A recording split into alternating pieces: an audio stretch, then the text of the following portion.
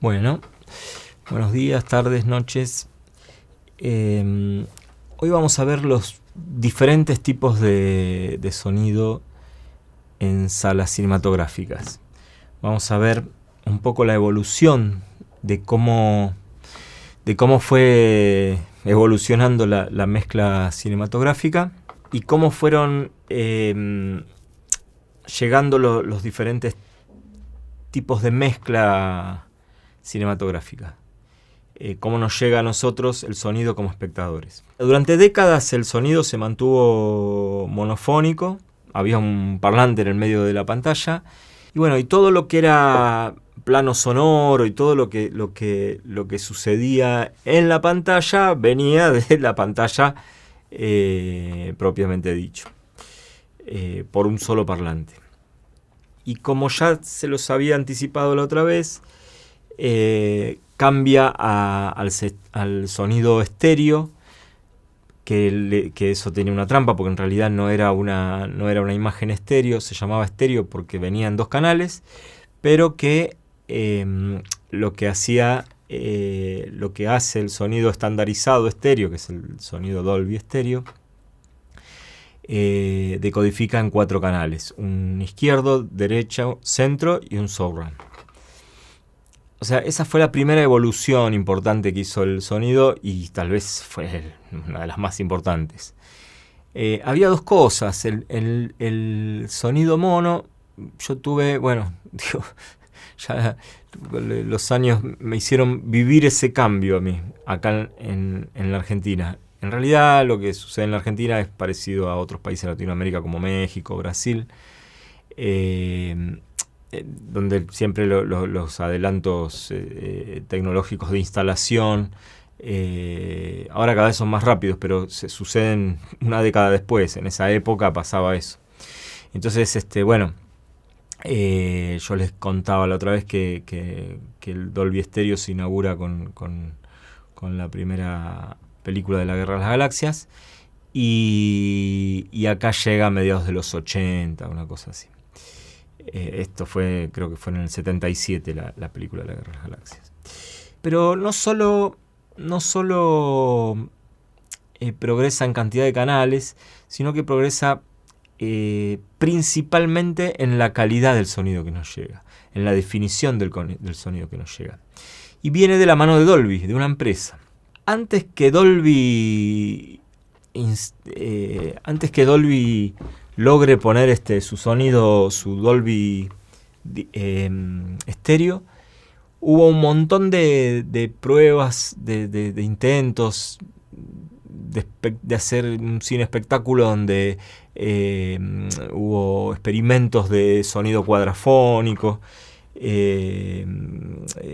con varios parlantes en la sala. Hubo un intento también de la Disney con fantasías animadas, donde ponían también una cantidad de parlantes detrás de la pantalla. Fueron todos intentos y experimentos, pero la cosa era cómo se estandarizaba eso en los cines que ya estaban instalados. O sea, yo puedo armar el cine que yo quiera. De hecho, lo hacemos cuando armamos un cine para un espectáculo. Ponemos una pantalla, ponemos los parlantes que tenemos, etc. Lo hemos hecho muchas veces, y generalmente terminás con 2 parlantes, LIR, que es lo más común. Pero sí se puede hacer cualquier tipo de espectáculo, qué sé yo, no solo en los cinematográficos, se puede hacer con la música. O sea, uno puede poner la cantidad de multipistas que uno quiera poner.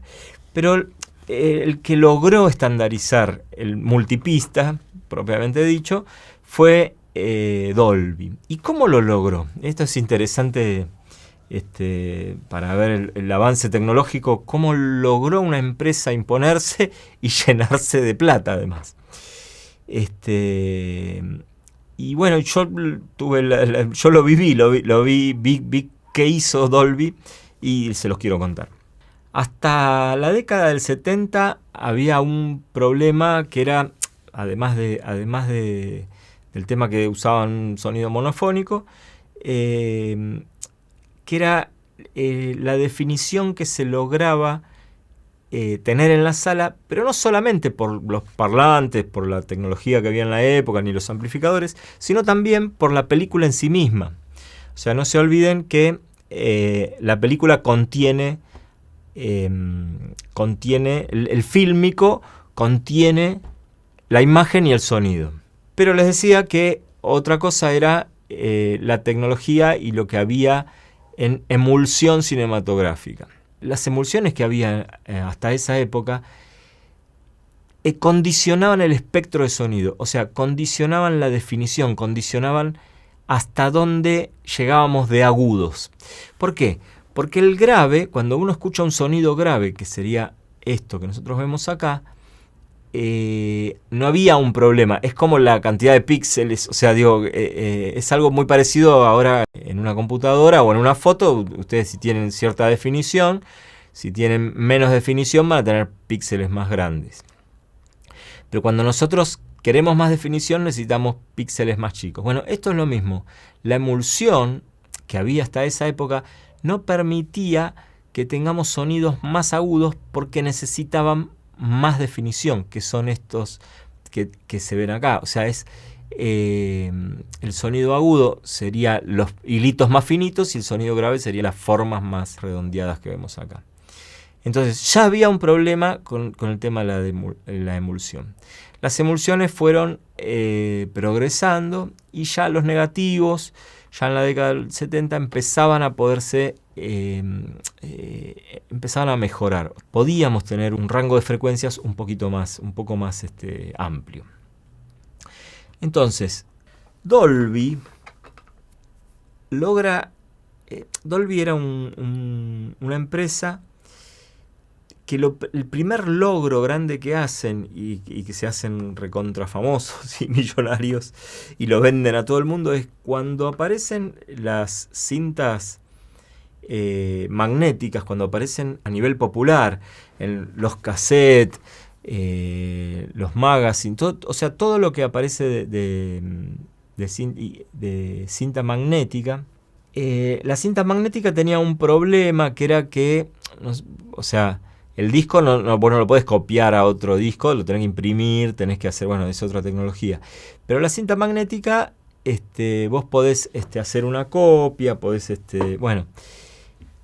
Pero el problema es que cuando vos copias una cinta magnética, le estás agregando ruido. El problema de la cinta magnética era que siempre tenía un hiss, se llama así, es un hiss de fondo, un soplido de fondo, que es propio de la cinta magnética. O sea, cuando se graba, en realidad se está magnetizando, se le está dando lo mismo que nosotros vemos en el fílmico, pero a nivel óptico lo estamos viendo, lo hace un cabezal magnético y tuerce la polaridad magnética en un punto y en otro para que después en la reproducción el cabezal lea esas torceduras grabadas magnéticamente y las reproduce como sonido. En el óptico, en realidad pasa algo parecido. Se vela el negativo y se producen estas protuberancias que vemos acá. Si el sonido es más agudo, como les decía antes, estas protuberancias son más finitas y si el sonido es más grave, son más gruesas. Es muy parecido a lo que pasa con... Bueno, es otra tecnología distinta, digamos. Una cosa es magnetismo y otra cosa es como si estuviera pintado. O sea, está velada la emulsión. Pero lo que hace en el fílmico, un galvanómetro, algo que registra esa diferencia de luz entre el blanco y el negro de esa veladura, lo va a transformar en una señal eléctrica de la misma forma que el cabezal magnético lo transforma en una señal eléctrica. Y cualquiera de esas dos señales eléctricas ya es lo mismo, son señales eléctricas que van a ir a un parlante, se van a transformar de vuelta en algo magnético y de vuelta en algo mecánico que es el cono del parlante. Lo que hace Dolby con otra tecnología, mete a todos sus ingenieros e inventa un sistema para poder reducir ese hiss de fondo, ese soplido de fondo de las cintas magnéticas. Con lo cual, produce toda una revolución, porque en realidad si vos podés reducir ese hiss, podés grabar de cassette a cassette o de cinta a cinta sin tanto soplido. Porque uno de los problemas de las grabaciones magnéticas era que en cada generación, o sea, lo que se decía era perdemos una generación. Se dice también en los videocassettes y eso, se perdía una generación. ¿Por qué? Porque cada generación aportaba un ruido. En el caso del audio, en el caso de la imagen aportaba ruido de la imagen, pero en el caso del audio aportaba este soplido, este hiss, que se iba sumando. Entonces cuando uno tenía, en esa época no había los multipistas que hay ahora, entonces se grababan de cinta a cinta, y no, entonces cuando tenía 3, 4 pasadas ya era más ruido que otra cosa. Entonces Dolby desarrolla eso, pero lo desarrolla en forma popular, lo desarrolla para todo el mundo. Es muy parecido a lo de la PC, que era para todo, era para todo el mercado. Y lo que desarrolla, inventan eso y lo patentan. Y esa es como la clave de Dolby de alguna forma. De alguna manera Dolby logra imponerse en el mercado y llenarse de plata con un invento, cobrando las regalías de ese invento. O sea, pocas empresas, yo qué sé, no sé, no se me ocurre ahora, pero digo, cada empresa, JVC, Sony, etcétera, Technic, no sé, armaban algo y después lo tenían que estandarizar. Bueno, Apple también, de alguna forma después se estandarizaban para poder ensamblar y para poder, qué sé yo, las fichas RCA, las Canon, el plug, fueron todos inventos, obviamente. Pero Dolby se queda con las regalías. En cuanto a cassette, de la marca que sea, JVC, que yo tenía un botoncito que decía Dolby. Entonces, ¿qué hacen? Cuando vos comprabas un cassette grabado de música, en el cassette decía Dolby. O sea, ellos ya cobraron regalías por eso. ¿Por qué? Porque en el estudio donde fue grabado, hubo un sistema que ellos controlaron de que se grabe con esa codificación Dolby. La codificación era una matriz en donde ellos lo que hacían era, esto lo vamos a ver mucho más adelante todavía, que son los compresores y los expansores. Entonces lo que hacían ellos era comprimir el sonido, grabarlo comprimido y después, cuando lo reproducían, lo expandían. Con lo cual el ruido de fondo, ese hiss, lo dejaban muy abajo y la grabación la hacían arriba.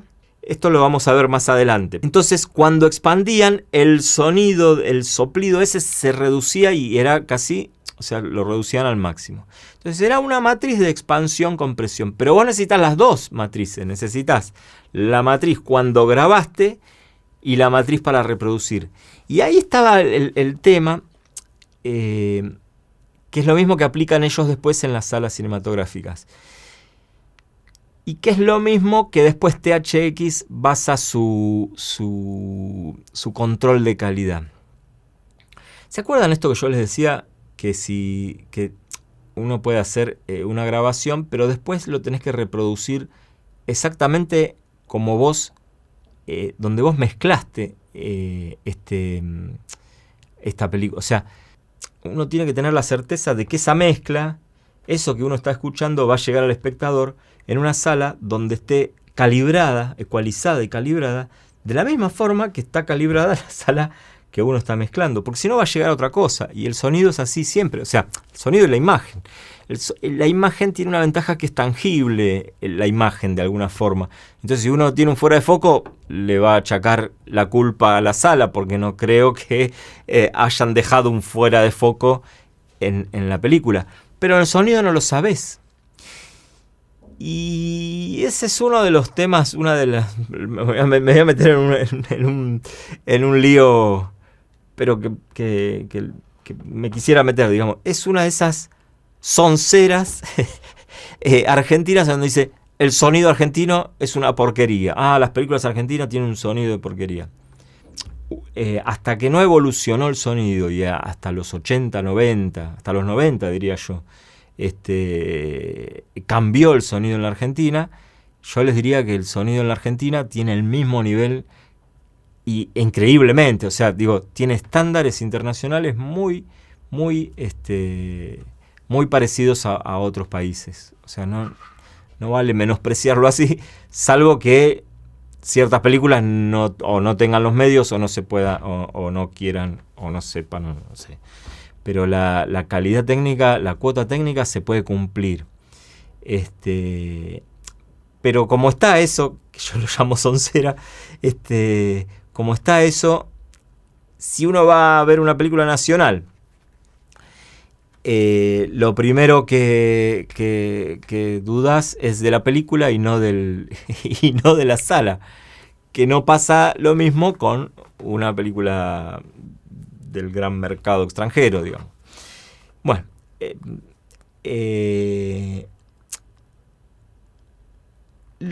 lo que Dolby vio y lo que Dolby instauró fue esta cosa de poder controlar todo el proceso, poder controlar desde donde salió del estudio, desde la grabación, hasta la reproducción. Lo hizo con esto primero que yo les estoy diciendo, que es la reducción de ruido, porque ellos pusieron la firma, pusieron la marca, pusieron Dolby. Cuando vos apretabas el botoncito Dolby, está bien, era algo que estabas en tu casa o en un grabadorcito, vos apretabas Dolby y lo escuchabas mejor, lo escuchabas con más cuerpo, lo escuchabas con más rango dinámico, y lo escuchabas y no escuchabas tanto el ruido de cinta. Porque esa cinta que te habías comprado, en el estudio la habían grabado con Dolby, y en realidad lo que le habían hecho al grabarla con Dolby, la grabación, para poder reproducirla tenías que apretar el botoncito Dolby. Porque la grabación, si es que decía Dolby, la grabación ya tenía una compresión. Entonces, para que suene bien tenías que apretar el botoncito Dolby. Pero igual se daba más en las grabaciones de cinta a cinta. O sea, después salieron unas caseteras, doble caseteras, y vos para grabar tenías que apretar el botoncito Dolby, pero lo tenías que apretar las 2 veces. O sea, es un error terrible apretarlo cuando lo grabás solamente porque estás comprimiendo, y después tenés que expandirlo. O sea, tenés que volver a apretar, a aplicar la matriz para poder reproducir bien. Bueno, lo que hace Dolby, que ya lo había desarrollado, creo que a fines de los 60, a principios de los 70, desarrolla eso, hace lo mismo en el cine, en las salas de cine, y desarrollan el Dolby Stereo. ¿Y qué hace el Dolby Stereo? El Dolby Stereo también aplicaba, era una matriz más compleja, era un circuito, y no te lo vendían los tipos. Vos no podías comprar un equipo Dolby. No. Y estuvo muy bien lo que hicieron. O sea, los tipos te lo prestaban. Te lo instalaban en tu estudio y te lo instalaban en tu sala cinematográfica. Te lo prestaban. Ellos, era una concesión que vos tenías, en donde ellos se fijaban que todo lo que vos tenías en el estudio podía ser aprobado por Dolby. Entonces venía un consultor Dolby a tu sala. Esto que yo les decía, lo viví porque nosotros instalamos una sala en Wilde. Había solamente una sala, que yo les había contado, de Osvaldo Baca en Frente Cinecolor. Y a principios de los 90 participé en la creación de los estudios IMSOU. IMSOU era una sociedad de Susana Tosi y Daniel Otobre. Daniel Otobre es un arquitecto acústico muy importante, que fue profesor mío del IDAC también. Él logra, en un galpón muy grande, que era de Susana Tosi y de Raúl Toso, logran en esos estudios, IMSOU se llamaba porque era imagen y sonido Wilde, y logran, junto a Horacio Maldonado, director y productor, logran traer a un consultor Dolby para que testé en este estudio. Ahí yo participé también. hizo una acustización que vino el consultor Dolby, la aprobó y dijo, bueno, está bien, a ver, si las películas que ustedes sacan de acá, a mí me parece que son aprobadas por este consultor, la aprobaba el consultor, la película tenía firma Dolby. Eso es lo que hacían en todo el mundo. Los tipos fueron a todo el mundo a poner el gancho, tenías que pagar igual, o sea, le pagabas la consultoría, pagabas el consultor, pero no pagabas el aparato te lo dejaban. Entonces vos cada película tenías que pagar al consultor, el consultor venía a ver la película, miraba, medía, medían con los técnicos nuestros, nos medíamos nosotros, y decíamos, bueno, esta película es Dolby. Listo, un contrato, firmabas. Y hay algo interesante, porque cuando yo empecé, antes incluso de instalar esta sala, que les digo que después se transformó en lo que es ahora Tauro, que se hace mezcla cinematográfica, yo pensaba, de los libros y de la teoría, pensaba que no, sí, porque lo que nosotros escuchamos de 20 a 20.000, qué sé yo. Y el sonido Dolby que se escucha, nosotros... y me acuerdo el primer contrato que firmé, también, que tuve que firmar, como sonidista de la película, una película que fue una película del IDAC en el 93, creo que fue, 93, 94. El primer contrato que firmé en el estudio de Osvaldo Baca, me sorprendió porque el rango dinámico iba creo que arrancaba en 60 Hz, lo debo tener ese contrato, a 12.500. Ese era lo máximo que iba. Y eso era lo máximo que iba en esa época el Dolby analógico, o sea, que se llama analógico, el Dolby estéreo. Bueno, entonces, ¿qué hizo Dolby? Dolby se asegura la calidad y se asegura, en realidad lo que se asegura es la matriz, el matrizado y el desmatrizado. Cuando uno matriza algo, lo tenés que desmatrizar. Cuando uno codifica algo, lo tenés que decodificar. Entonces, y hay un error garrafal de, listo, lo codifiqué y después lo paso porque en cualquier lado. No, una vez que lo codificaste, lo tenés que pasar como está decodificar como está decodificado. Entonces, lo que hace Dolby, que esta historia que yo les cuento, y después les voy a pasar material para que lean también, pero que eso es historia general, digamos. Lo que hace Dolby en la Primera Guerra de las Galaxias, inaugura su Dolby Estéreo y mete los 4 canales escondidos. Se llamaba sistema Dolby Estéreo, que era de 4 canales escondidos. Lo que tenemos en los 4 canales escondidos era el canal derecho, el canal central, el canal izquierdo y un surround. O sea, estos eran los 4 canales. El canal izquierdo y esto. No había lugar para poner 4 canales en el fílmico en ese momento. Pero los tipos inventan también, por eso fueron grandes inventores, lo siguen siendo y son los dueños de sus inventos y son los dueños del mercado también. En ese invento los tipos arman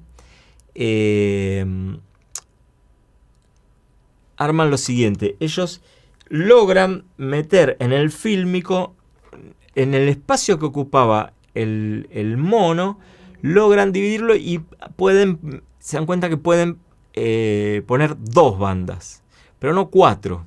Entonces, ¿qué hacen? Meten 2 bandas. Estas 2 bandas, estas dos pistas L y R total, que le dice, contienen ya al centro y al surround. ¿Y cómo lo hacen? ¿Cómo hacen este invento mágico en donde ellos codifican 4? O sea, yo voy a la sala y mezclo. Yo mezclo y tengo el izquierdo, el derecho, el centro y el surround. Y yo mezclo y tengo 4 pistas, 4 canales de salida y lo mezclo. Chau. En la mezcla, en mi consola, tengo 4 canales.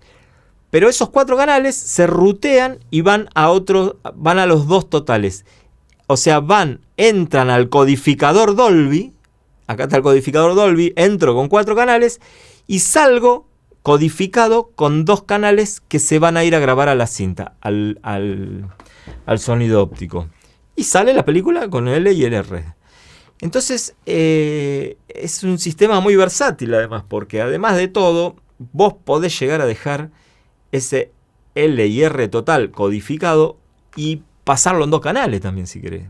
Y también podés pasarlo en 1, porque se unen y listo. Pero si vos querés escuchar bien en 4 canales y querés escuchar además la compresión, esto que yo les decía de compresión y expansión, porque también aplicaban ahí este sistema de reducción de ruido, vas a tener que tener otro, en el cine vas a tener, ya no es un codificador, vas a tener un decodificador, o sea, en el estudio vas a tener los 4 canales que entran con el codificador y van a salir 2 canales al óptico.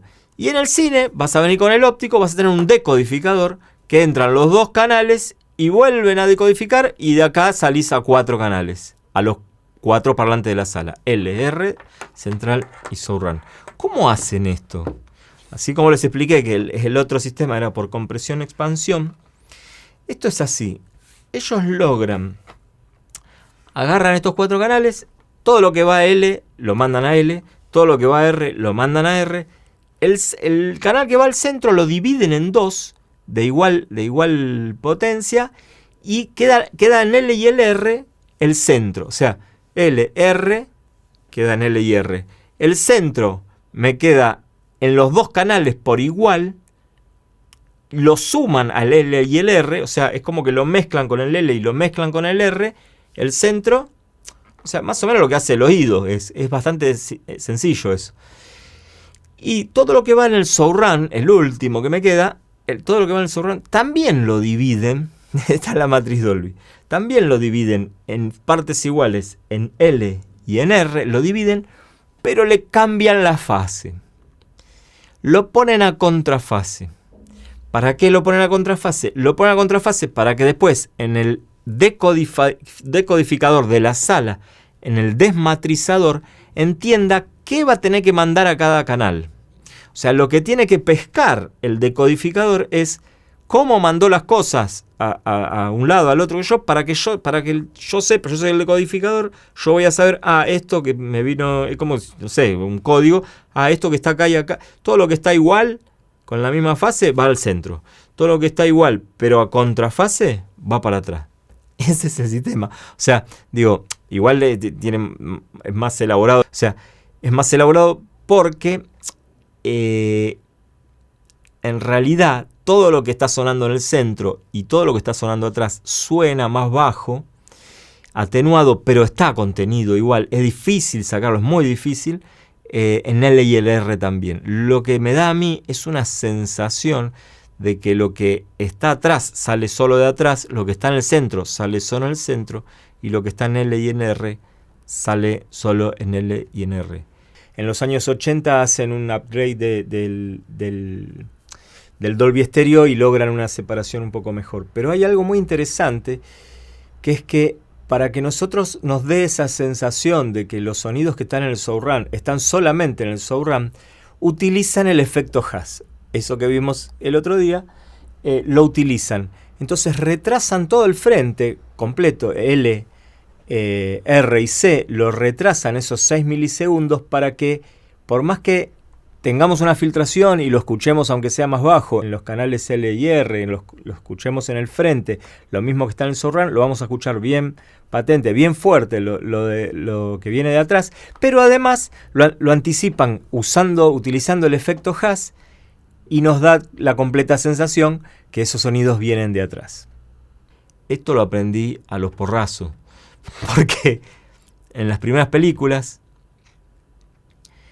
yo pensaba que dividía bien los canales y no divide bien. Y el tema de ir a una sala que no tiene bien la matriz, que tiene una matriz de algún chanta de acá que hizo una matriz y le puso Dolby, hizo un circuito y le puso Dolby y no es un circuito Dolby. En la sala, supuestamente por una cuestión legal, no puede decir, o sea, si la sala dice con una etiqueta Dolby, le pueden hacer un juicio a la sala porque la sala no es Dolby. Pero el dueño de la sala, incluso a los que hicimos la película, nos decían, Tengo Dolby, ven que tengo los 4 canales. No tenían Dolby, tenían una matriz distinta, que ellos llamaban Dolby, y que daba una sensación parecida. Pero ¿qué pasa? Al estar toda descalibrada, está descalibrada a nivel de ecualización, descalibrado todo, nos llevábamos unas sorpresas increíbles, porque lo que nosotros estábamos escuchando en la sala no tenía nada que ver con lo que nosotros mezclamos, con lo que nosotros hicimos. Entonces no solo se veían errores, sino que de repente capaz que un tipo que tenía que hablar ahí adelante empezaba a hablar atrás. Y la típica era, qué sé yo, había una, no voy a dar nombre, pero bueno, había un ingeniero que ha vendido muchísimo Dolby trucho, y que tenía el sistema, no era por contrafase de los 2 canales, que era lo que mandaba atrás. Usaba un gate, usaba una compuerta, que cuando vos superabas cierto nivel, cierto volumen, todo eso lo mandaba para atrás. Entonces, si yo tenía un tipo gritando y había superado cierto volumen, de repente el tipo empezaba a gritar y empezaba a gritar atrás. Los espectadores se daban vuelta que había pasado. ¿Por qué es esto? Porque esta cosa, igual al tipo le funcionaba, lo vendía bien, y generalmente por una cuestión de estandarizaciones y cosas, el sistema era un sistema interesante, porque era un sistema estereofónico de efectos. ¿Se acuerdan que yo les decía la imagen estéreo y canal de efectos? Bueno, el surround, el de atrás, se usaba como canal de efectos, y lo sigue siendo, pero bueno, esta espacialización, vamos a ver muchísimas cosas. Pero este canal de efectos,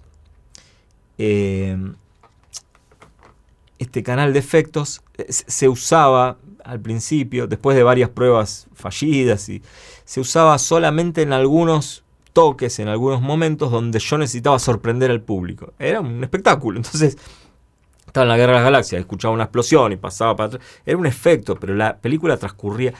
Esto es importantísimo. La película sigue transcurriendo ahí adelante. Cuando nosotros abrimos el espacio, tridimensión, etcétera, etcétera, el espectador, por más que yo escuche atrás, ahí ya va en el diseño de sonido y va en un montón de cosas que habría que revisar, que habría que experimentar en todo caso. Yo lo he experimentado y después estandaricé cómo supuestamente habría que para mí es la forma correcta de hacer una película estandarizada para que se escuche bien en todos lados. Jugando con ciertas cosas creativas, pero, qué sé yo, las voces van al centro. Bueno, puedes poner... sí, podés, pero digo... esto que yo les decía del espectador que se da vuelta a ver qué cuerno pasaba atrás, en realidad la película seguía transcurriendo de adelante. Las sillas no son giratorias, la película transcurre ahí adelante. Vamos a ver todo esto y los voy a invitar a que lo vean ustedes en el cine. Esperemos que podamos volver al cine, que vean estas cosas que yo les estoy diciendo sobre las mezclas cinematográficas. Igual ahora es como que hay toda una revolución de la espacialización y de la direccionalidad, etcétera, etcétera. Pero los estándares se siguen cumpliendo y todo el diseño de direccionalidad y espacialización pasa por otro lado.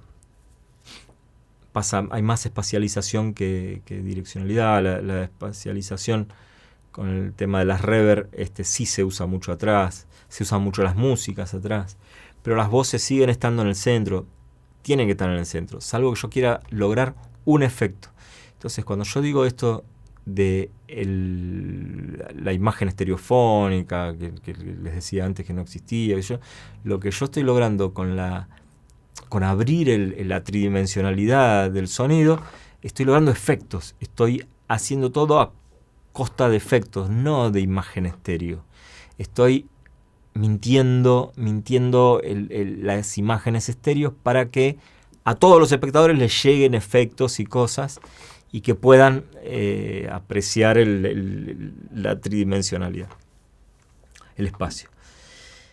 Bueno, entonces, ¿qué logra Dolby? Dolby logra prestarte un codificador a una sala en donde te van a cobrar las regalías. Te van a cobrar las regalías. Te van a cobrar por película que no sé hasta ahora cuánto está, pero estaba, por ejemplo, a vos te metían en el consultor, o sea, vos tenías que pagar al consultor y tenías que pagarle a Dolby por cada película $3.500. Eso era por un largo. Un corto creo que eran $700. Eran unos precios fijos que tenían ellos. Ellos tienen consultores en todo el mundo. Entonces cuando vos estás mezclando la película, llamás al consultor, el consultor viene, lo tenés que invitar a comer. O sea, digo, pero está uno o 2 días con vos, o lo que sea, viendo la película, que yo, ve, registra todo, va, firman los contratos y Dolby se lleva $3.500. Entonces te prestan el equipo, pero vos cada vez que haces una película tenés que pagar a Dolby. Les estoy hablando de los años 80, 90, principios del 2000. Ahora están los Dolby Digital. Pero bueno, los tipos logran poner estos 4 canales escondidos. Dolby tiene varias marcas de Dolby analógico. Está el Dolby Stereo SR, Dolby SR, Dolby Pro Logic. Bueno, son todas más o menos lo mismo. Solo que fueron saliendo desde los comienzos, cuando ellos sacan el Dolby Stereo, después lo fueron mejorando y le fueron poniendo diferentes siglas o diferentes modos de llamarlo. Yo siempre dije Dolby Stereo, cuando dice Dolby SR, Spectral Dolby, antes era Dolby, al principio era Dolby Stereo, también se lo llamó Dolby A. Pero el Dolby A es otra cosa también. Está el Dolby Stereo SR, que fue el inicio, era la etiqueta que salía que Dolby Stereo SR, le sacan la palabra estéreo y lo dejan solamente Dolby SR, Spectral Dolby. Y cuando salen los sistemas hogareños, cuando empieza a salir el CD e incluso también en video cassette, la misma codificación de 2 canales en 4 canales escondidos, etc. Al principio la llaman Dolby Stereo y después la llaman Dolby Pro Logic. Era mucho más, o sea, después queda estandarizado como Dolby Pro Logic, incluso en los equipos. Y en los equipos incluso 5.1 también está el botoncito o está la sigla que dice Dolby Pro Logic. O sea, lo estandarizan al Pro Logic, lo posicionan la marca como que es la marca para los equipos hogareños. Pero básicamente es lo mismo. Es la matriz Dolby de 4 canales escondidos y quizá tenga alguna otro tipo de circuitería, pero no tan profesional como la de los cines. Eso no lo sabemos. Digamos, dentro de la matriz Dolby, ellos saben lo que tienen adentro de su matriz, sus circuitos. Pero básicamente es lo mismo. El Pro Logic que les decía. Después el Pro Logic lo mejoran. Más o menos, creo que fue en el año 2000, lo mejoran y hacen lo que logran con el Pro Logic es tener un poco más de separación en estos canales. Vieron que yo les decía que tanto el centro como el surround están contenidos en LIR, y por tanto si yo apago el surround o apago el centro, voy a seguir escuchando un poco más bajo, voy a seguir escuchando en LIR. Lo que logran con el Pro Logic en el 2000 es bajar es subir esa separación, o sea, hacer que estén más separados lo desmatrizan mejor. O sea, el Pro Logic nuevo va a desmatrizar mejor y va a lograr tener más separación de canales. Todo esto en cuanto a lo tecnológico. De todas maneras, el sistema Dolby, que la verdad que yo lo amo, no porque sea Dolby, sino que este sistema de 4 canales escondidos, me parece que es lo que integra más al cine, es lo más estandarizado y lo que más integra al cine del mundo, digamos. Nosotros podemos escuchar incluso en 3 canales, sin el surround. Nosotros podríamos escuchar un frente de izquierda, derecha y centro. La podemos escuchar en mono también. Pero digo, todo el resto, el 5.1, el 7.1, que lo vamos a ver, lo vamos a separar de video porque creo que vamos a hacer un video muy largo, si no. Y lo que es ahora el Dolby Atmos es otra cosa, como siempre, como fue en el Dolby Stereo, que es más allá de la separación de canales, de la multiplicación de pistas y de canales y lograr esta tridimensionalidad, etc. Lo que más se logró fue la calidad del sonido. O sea, por eso también lo digo en el Dolby SR. O sea, ellos logran, con todo esto que les expliqué, una mejor calidad del sonido, más allá de abrir el espacio. Y en el 5.1 también pasa lo mismo. Entonces, ahí va a depender de nosotros cómo lo vamos a usar, cómo vamos a usar esta herramienta. Y bueno, qué sé yo, las pocas películas que he escuchado todavía en Dolby Atmos, acá hay un par de cines solamente, o sea, no está todavía estandarizado y es un formato que todavía cuesta en el mundo, progresa muy de a poco. Esto no fue como, bueno, digamos que todos los formatos progresaron de a poco, pero bueno, para que se den una idea, ya en los 70, principios de los 80, ya estaba recontra estandarizado en Estados Unidos, el Dolby Surround, y acá nosotros mezclábamos ya las películas estas que les digo a principios de los 90, y por ejemplo les puedo dar una anécdota de una película que nosotros hicimos, Fantasmas en la Patagonia, que fue una de las primeras películas documentales que hicimos en Dolby Stereo, y la teníamos en Fílmico y la fuimos a pasar, bueno, fuimos en video a pasarla con un cañón. Por eso les decía que los cines los armábamos nosotros. Y como teníamos que nos prestaban el decodificador del estudio de Wilde IMSO, se llamaba este estudio que les contaba, nos íbamos con el decodificador y decodificábamos la película al cine que nosotros armábamos. Entonces alquilábamos equipos de sonido de las bailantas y armábamos toda la puesta de estos 4 canales, y teníamos el decodificador, y con Rubén Piputo, que es un sonidista reconocidísimo y un gran amigo, y que bueno, empezamos juntos también, que estábamos ahí en el estudio de Wilde, nos íbamos y armábamos este sistema en la Patagonia. Pero cuando no íbamos con eso, qué sé yo, los sonidos, los cines en la Patagonia, que estaban más atrasados todavía que los que estaban en Capital, tenían todavía el sonido mono.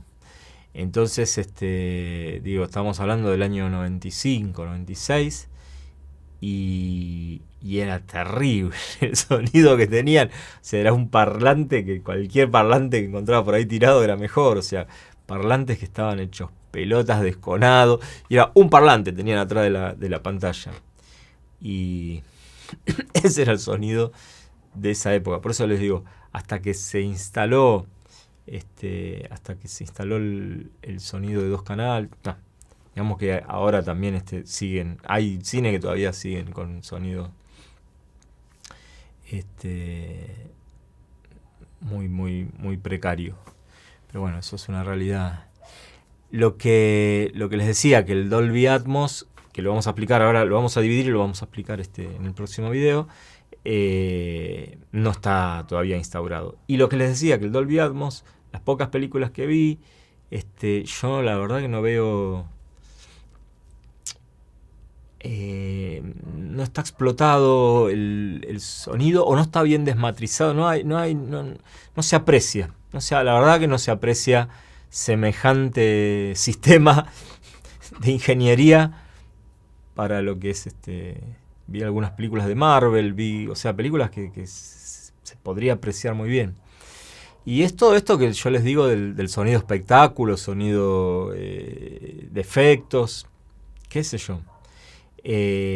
Pero sí, por eso digo, el gran salto que para mí se dio fue en el Dolby Surround. Ahora, yo estoy hablando de una marca, que es el Dolby.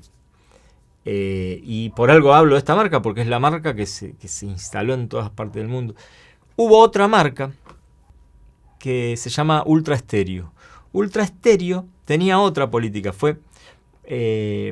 salió como 10 años después del Dolby Stereo, así como yo le decía que, bueno, yo dije que eran chantas porque vendían el Dolby argentino, que era...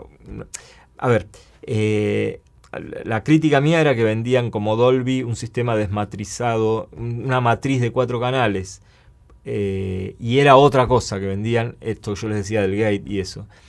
Pero después hubo alguien, también me enteré que hubo alguien que estuvo vendiendo sistemas, era un ingeniero electrónico que armaba esto, y que sí desmatrizaba, que yo no lo llegué a escuchar. Que sí desmatrizaba como desmatrizaba Dolby. Igual la matriz Dolby tenía que ser con control de calidad. Pero hubo otro ingeniero, digo, porque fue un ingeniero que también no es que lo inventó, pero usó la matriz Dolby, usó una matriz igual de 4 canales escondidos, no sé cómo será el tema de los derechos y eso, que se llamó Ultra Stereo. Y Ultra Stereo, la política de él era, te lo vendía el equipo.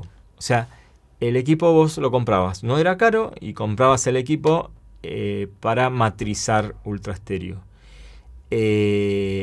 Nosotros tuvimos, en Tauro hubo un equipo Ultra Stereo. Y ese no tenías que pagar royalty, porque vos comprabas el equipo y lo desmatrizabas. Pero después se perdió, no sé, creo que desapareció esa compañía, porque después no se oyó hablar más de esa compañía. Y en los cines nunca oí hablar de que tengan el decodificador Ultra Stereo. O sea que se matrizaban Ultra Stereo en el estudio y después lo desmatrizaban en el Dolby, que era totalmente posible. Y les digo algo, sonaba muy bien. El Ultra Stereo sonaba muy bien. Y hay a veces que a mí me gustaba mucho más el Ultra Stereo. En algunas películas que no se pagaba el royalty y le hacíamos el Ultra Stereo, el resultado para mí era hasta superior que el Dolby. Por eso les digo, es una cuestión de estos monopolios que se llenan de plata y arman el mercado, ¿no? Como siempre, o sea, estamos así como... Somos víctimas de los monopolios, pero también son los primeros tipos que invirtieron para inventar algo o para robar un invento también. Es como Edison y toda esa historia. Bueno, lo importante de todo esto que podemos sacar en claro. Tenemos una matriz de 4 canales. Tenemos un frente abierto que es de 3 canales, izquierda, derecha y centro. Y un canal que en ese momento, que a mí me gusta llamarlo que era un canal surround de efectos. Otra cosa, en cuanto a esta cuestión de calidad, de que yo hago el seguimiento en el estudio y en el cine, hay otra firma que me interesaría contarles ahora, después lo vamos a ver más en detalle en el próximo video, que es THX. THX, les voy a bajar algún apunte para que vean la historia de THX, no se las voy a contar en este video. Es la historia, bueno, es una compañía que originalmente era de George Lucas, que ahora es de la Disney, esta cosa de los monopolios, con Walter March, que era su sonidista, que los tipos hicieron una revolución tecnológica y cinematográfica también en Hollywood, etc. En donde Lucas, por su película THX también, le pone a esta firma THX, y lo que los tipos logran con unos ingenieros increíbles que tenían, es vender un sello de calidad. Pero guarda, porque THX no tiene nada que ver con Dolby, THX usa Dolby también, o sea, ya se monta sobre esta calidad de Dolby, y te dan una calidad extra. Y además te dan una calidad extra de imagen y de sonido. Esta cosa del seguimiento, o sea, esto es importantísimo. Y también lo viví, y también yo voy a los cines cuando estrenan una película y me subo a la cabina y le pido, mucho no puedes hacer, ver qué se puede hacer, qué se puede bajar, subir, algo que se pueda hacer para que se parezca a lo que vos mezclaste en la sala de mezcla. Ahora, eso no debería ser así. Eso, si está bien seteado, bien calibrado, vos tenés que tener la misma condición vos tenés que tener la misma condición de exhibición que cuando vos la mezclaste la película. Entonces, ¿cómo lo controlo? Pero eso es muy difícil de controlar si no hay un ingeniero que calibre la sala, que calibre la sala de mezcla y que calibre la sala de exhibición. Bueno, Dolby lo hace a media, digamos que lo hace, pero bueno, no lo hace Dolby, por lo menos lo hace alguna vez en las salas de exhibición y después los proyectoristas hacen desastre. Los proyectoristas hacen desastre. No serán todos iguales, pero bueno.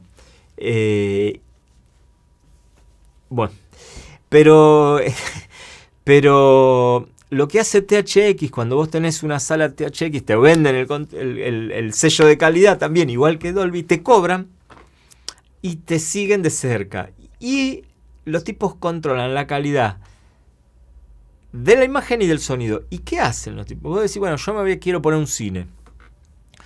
Bueno, te van a vender hasta la tela de las butacas. La disposición, vienen arquitectos acústicos, vienen ingenieros y te dicen, mira, esta columna, con esta columna acá y esto acá, no te podemos dar nunca, salvo que vos tires esta pared abajo, pongas esto lo inclines así, forres las paredes de esto, te hacen una acustización, una insonorización y te hacen una calidad también. Te dicen qué pantalla tenés que poner, qué proyector tenés que poner, te dan unas variables, te dicen, bueno, esto y esto, menos de esto no. Y de acá podés elegir entre esto y esto. Y te instalan la sala ellos. O sea, te dicen, esto es así. Cuando trabajé para Osvaldo Baca, yo tenía una carpeta y yo mismo fui a ofrecer THX porque él vendía THX a los cines.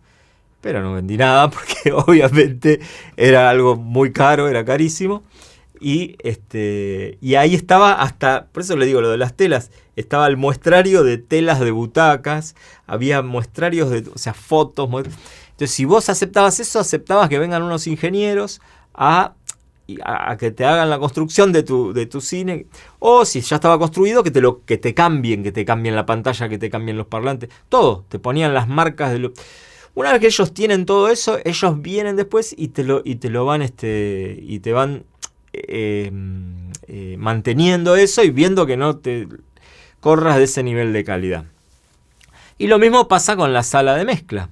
Entonces THX se asegura esos estándares de calidad. Y vos podés estar tranquilo que si mezclaste una película en THX y la pasaron en un cine THX, no tenés que ir a la cabina de proyección seguro, porque eso va a sonar tal cual como vos lo escuchaste. En Dolby, si bien la idea de Dolby es esa, no se cumple a rajatabla. Bueno, más o menos esto es lo que es el Dolby analógico, Dolby estéreo. Vamos a ver en el próximo video todo lo que es el Dolby digital y después vamos a hablar un poquito de diseño de bandas de mezcla. O sea, estamos atacando el sonido cinematográfico desde la exhibición, desde la mezcla, a dónde tenemos que llegar y acústicamente desde dónde vamos a partir. En el medio tenemos todo. Pero me gusta que ustedes sepan esto, a dónde finaliza nuestro trabajo y para qué estamos trabajando.